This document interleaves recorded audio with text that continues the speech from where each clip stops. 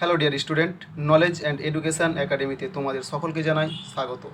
আজ আমি WBP, KP ও এসএসসিকে target করে তোমাদের জন্য আবারও 25টি জিকে নিয়ে এসেছি, যেগুলো তোমাদের পরীক্ষায় 100% আসার সম্ভাবনা রয়েছে, আসবেই একদম। তো চলো শুরু করা যাক। আমাদের প্রথম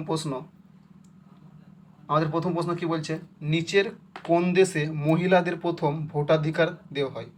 বলছে মহিলাদের কোন দেশে প্রথম ভোটাধিকার দেওয়া হয়। অ্যান্সার আমরা দেখে নেব। অ্যান্সারটা হবে নিউজিল্যান্ড। কোথায়? নিউজিল্যান্ড। আমরা দ্বিতীয় প্রশ্নে চলে যাব। দ্বিতীয় প্রশ্নটি কী হবে? দ্বিতীয় প্রশ্নটি বলছে, গ্রীষ্মকালে উত্তর ভারতের সমভূমি অঞ্চল পার যে অতি উত্তপ্ত ও শুষ্ক বাতাস প্রবাহিত হয় তাকে বলে, তাকে কি বলে? উত্তর আমরা দেখে নেব।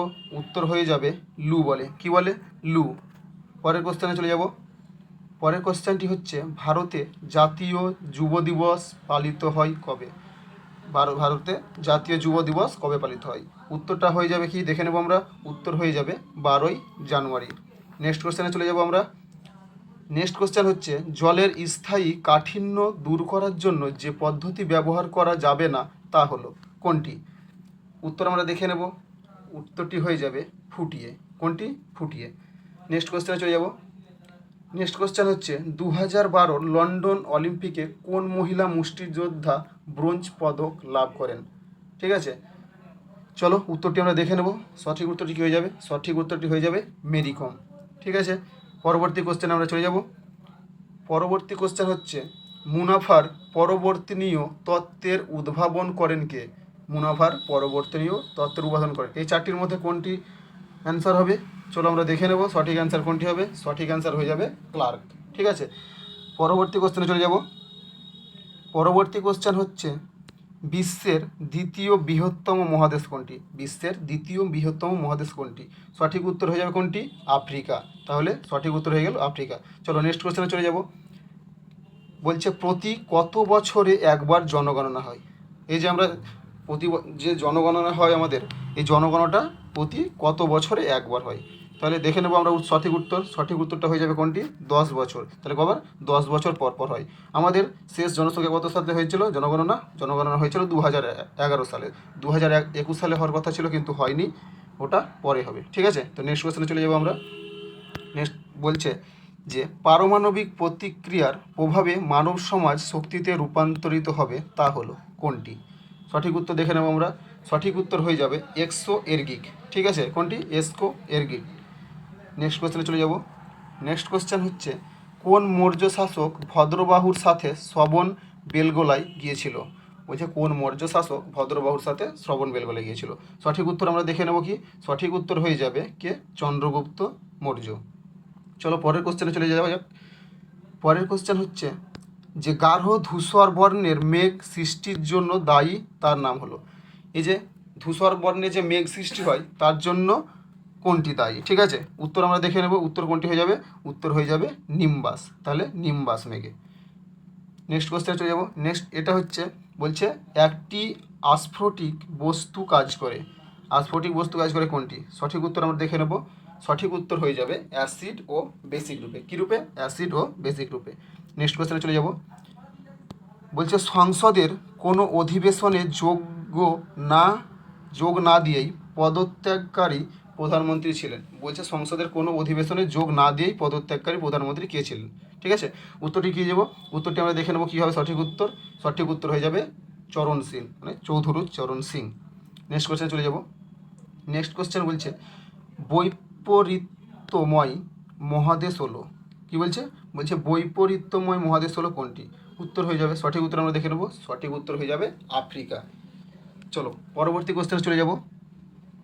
পরবর্তী কোশ্চেনে বলছে, সংবিধান অনুসারে জনস্বাস্থ্য ও পরিচ্ছন্নতা এবং হাসপাতাল এবং ডাক্তারখানা কোন তালিকার অন্তর্ভুক্ত?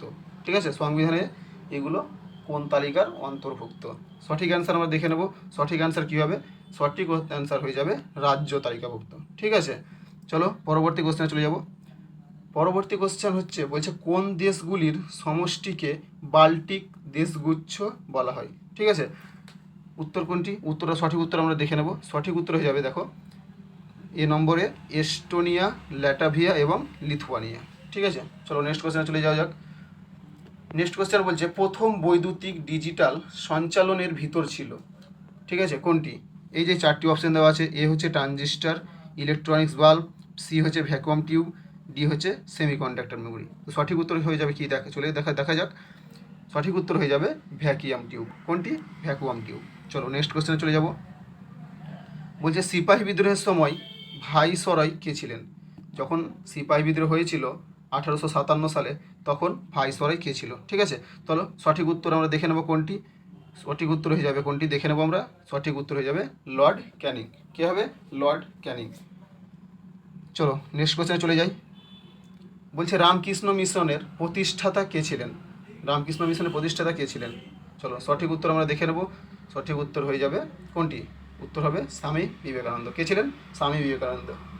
চলো নেক্সট কোশ্চেনে চলে যাব। নেক্সট কোশ্চেন বলছে নিম্নের কোনটি একটি বায়বীয় নয়? এই যে চারটি অপশান দেওয়া আছে, এ হচ্ছে কুয়াশা, বি মেঘ, সি হচ্ছে ধোঁয়া, ডি হচ্ছে কাদা। এই চারটির মধ্যে কোনটি অ্যান্সার হবে? চলো আমরা দেখে নেব। দেখো উত্তর হয়ে গেছে কোনটি? উত্তর হয়ে গেছে কাদা। ঠিক আছে, তো কাদা হচ্ছে একটি বায়বীয় নয়। ঠিক আছে, বায়বীয় বলতে কি, যেইগুলো ধরো ওই বাষ্পের মতো উবে যায়। ঠিক আছে, চলো নেক্সট কোশ্চেনে চলে যাবো আমরা। নেক্সট কোশ্চেন বলছে দুধের উৎপাদন বৃদ্ধির জন্য ভারত সরকার কোন বিপ্লবের সূচনা করেছিলেন? বলছে যে দুধ উৎপাদন বৃদ্ধির জন্য ভারত সরকার কোন বিপ্লবের সূচনা করেছিলেন? কোন বিপ্লব? চলো সঠিক অ্যান্সার আমরা দেখে নেবো কোনটি। শ্বেত বিপ্লব। এবার তোমাদের কোশ্চেন আসতে পারে যে শ্বেত বিপ্লবের জনক কাকে বলা হয়? ঠিক আছে, তো শ্বেত বিপ্লবের জনক আমরা জানি কাকে বলে। শ্বেত বিপ্লবের জনক বলা হয় স্বামীনাথনকে। ঠিক আছে, চলো নেক্সট কোশ্চেনে চলে যাব। বলছে কোনটি অর্থনীতির মূল বা কেন্দ্রিক সমস্যা নয়? বলছে কোনটি অর্থনীতির মূল বা কেন্দ্রিক সমস্যা নেই। চলো সঠিক উত্তর আমরা কি দেখে নেব। সঠিক উত্তর কোনটি হয়ে যাবে? সঠিক উত্তর হয়ে যাবে ব্যক্তিগত মুনাফা কিভাবে সর্বাধিক করা যায়। ঠিক আছে, এটা কেন্দ্রিক সমস্যা নয়। এই যে বাকি তিনটি দেখতে পাচ্ছ, এটি হচ্ছে কেন্দ্রিক সমস্যা। ঠিক আছে, চলো নেক্সট কোশ্চেনে চলে যাব। নেক্সট কোশ্চেন হচ্ছে লুই পাস্তুর আবিষ্কার করেছিলেন। এই যে নিচে চারটি অপশান দেওয়া আছে, এ হচ্ছে পেনিসিলিন, বি পোলিও টিকা, টিন হচ্ছে অ্যান্টিরাবিস টিকা এবং ডি হচ্ছে ইনসুলিন। এই চারটির মধ্যে লুই পাস্তুর কোনটি আবিষ্কার করেছিলেন? চলো আমরা সঠিক অ্যান্সার দেখে নেব। সঠিক অ্যান্সার তাহলে কী হবে? সনটি হবে অ্যান্টিরেবিস টিকা। ঠিক আছে, চলো নেক্সট কোশ্চেনে চলে যাব।